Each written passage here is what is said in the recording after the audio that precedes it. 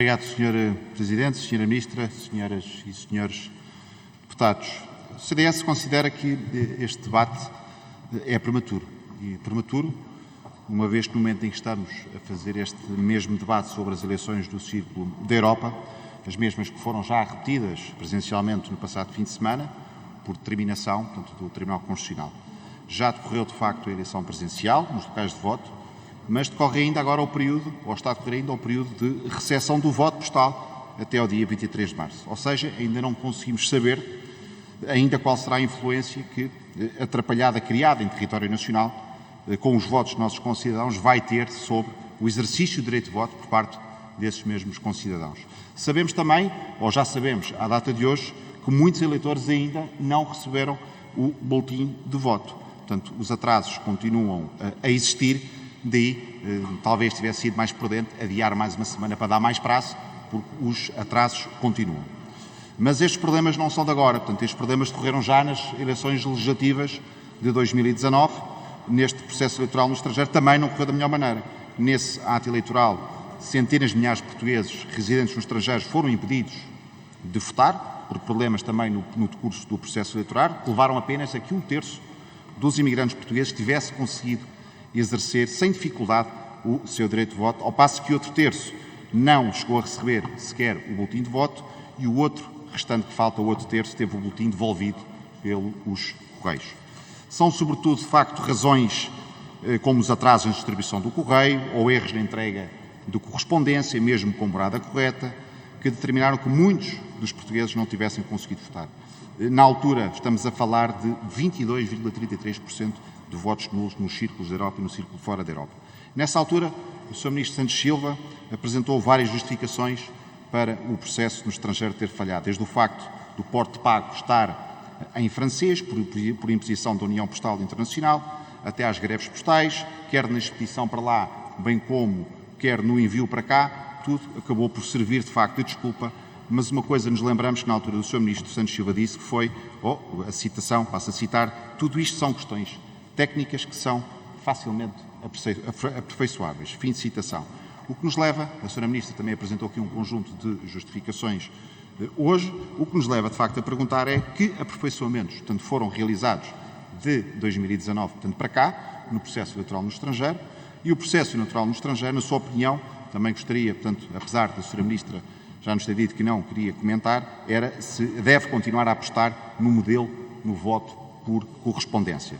Ou tem a administração eleitoral, a que Vossa Excelência preside neste momento, um modelo alternativo em desenvolvimento. Muito concretamente, e tendo em conta as propostas formalizadas pelo Conselho das Comunidades Portuguesas, e a esse respeito, qual a posição da administração eleitoral quanto à desmaterialização dos cadernos eleitorais e ao voto eletrónico descentralizado. Daí também gostávamos de obter a explicação da Sra. Ministra por que razão não foi mais considerado o voto eletrónico após a experiência piloto que ocorreu em 2019. A Sra. Ministra também falou aqui há pouco no grupo de trabalho. No grupo de trabalho, com os representantes dos negócios estrangeiros, da administração interna, que teria como missão analisar o relatório que caracterizou o modelo como ocorreu na votação para a Assembleia da República no estrangeiro em outubro de 2019, propor alterações e ajustamentos. Daí, perguntar também, Sra. Ministra, que conclusões foram apresentadas pelo tal grupo de trabalho e que propostas, de facto, foram formuladas e que este mesmo grupo de trabalho fez chegar. Daí, deixar ainda uma nota que, em 2019, a justificação apresentada, tanto pelo Governo, assentou na novidade dessa mesma lei, que representava a Lei Orgânica número 3 de 2018, que acabou por expandir, portanto, o universo eleitoral de 300 mil, como também já aqui foi dito, para 1,4 milhões de portugueses, mercê também do recenseamento automático, portanto, dos cidadãos que tivessem morada, portanto, no estrangeiro. Portanto, essa Lei Orgânica causou algumas dores de crescimento eleitorais e o CDS até pode concordar que a mesma ajudou a criar este estado de coisas em 2019, portanto, e agora? Portanto, já, aliás, na altura, parece que adivinhávamos a confusão que vinha a caminho quando dissemos, para um sistema que já estava beliscado... Eu quero chamar a atenção para o tempo. Termino já, Sr. Presidente. Para um sistema que estava já beliscado, perturbado com alguma descrença, desconfiança e afastamento e indiferença, não há nada pior do que introduzir mais mecanismo de desconfiança. Uma qualquer falha, ainda que pequenina, pode ter consequências graves e gerar mais e maior desconfiança. Foi o que sucedeu. Fim de citação. Muito obrigado. Muito obrigado, Sr. Deputado. Boa tarde, senhoras e senhores deputados. E dou agora a palavra à Sra. Ministra para a resposta. Faz favor, Sra. Ministra. Muito obrigada, Sr. Presidente, que aproveito para cumprimentar. Sr. Deputado, colocou-me três ou quatro questões às quais eu gostava de dar resposta.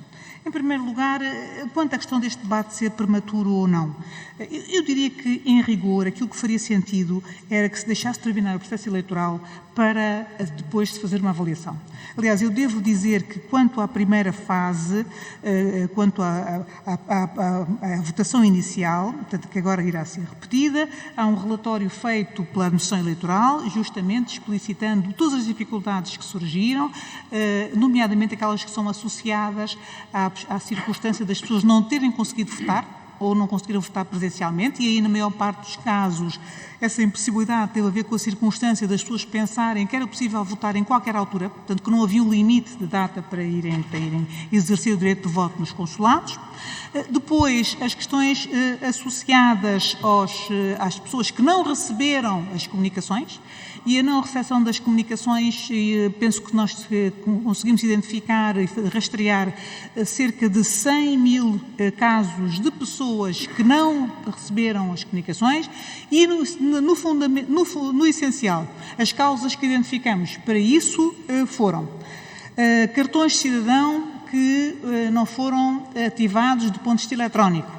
Como sabem, no contexto da pandemia, criou-se um modelo de cartão de cidadão em que as pessoas recebem o cartão de cidadão em casa, mas depois têm que ativar as suas potencialidades do ponto de vista eletrónico.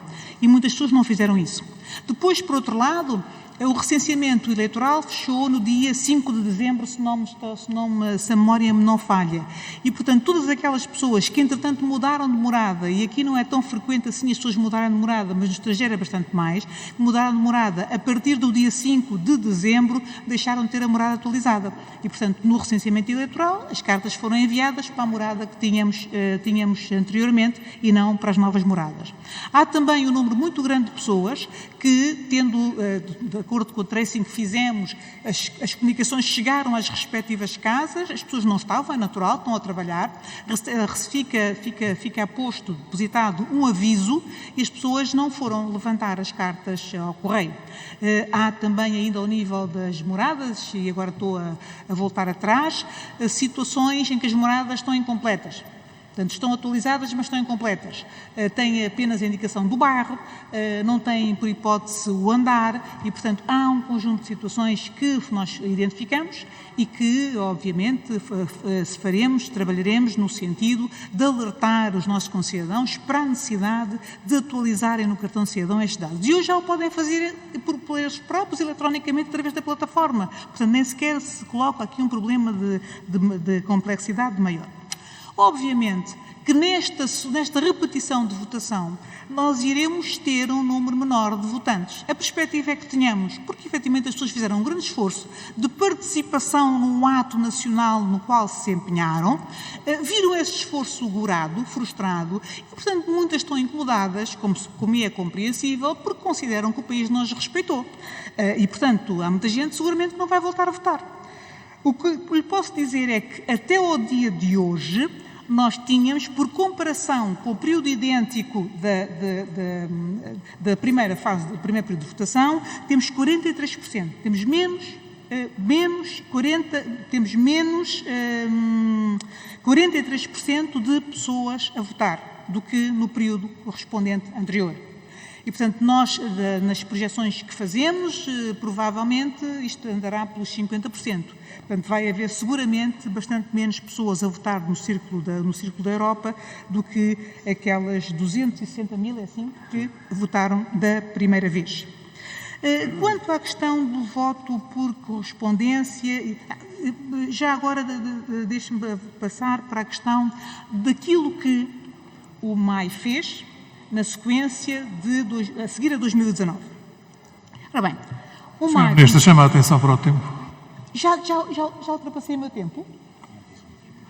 Peço imensa desculpa. Sr. Deputado, o que eu lhe posso fazer é entregar-lhe este documento. Pronto, que tenho aqui com aquilo que foi feito. Peço desculpa.